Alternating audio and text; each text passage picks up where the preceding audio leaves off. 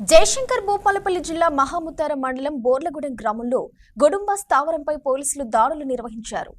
Mahamuttaram SI Mahender Kumar తెలిపిన వివరాల ప్రకారం బోర్లగూడెం గ్రామంలో దేవాసింగ్ అనే వ్యక్తి పెద్ద మొత్తంలో గుడుంబ తయారు చేసి ఇతర మండలాలకు సరఫరా చేస్తున్నాడని సమాచారం మేరకు గుడుంబ స్థావరాలపై దాడులు చేశారు. 25 డ్రమ్ములలో పులియబెట్టిన 5,000 లీటర్ల బెల్లం పానకం ధ్వంసం చేసి 200 లీటర్ల గుడుంబ స్వాధీనం చేసుకున్నారు. గుడుంబకు సహకరిస్తున్న జంగపల్లి తిరుపతి, లౌడియా తిరుపతి, కిరాణా షాపు వ్యక్తులు నరసింహ, బొమ్మ మహేష్ పై కేసులు నమోదు చేసినట్లు మహాముత్తారం ఎస్ఐ తెలిపారు.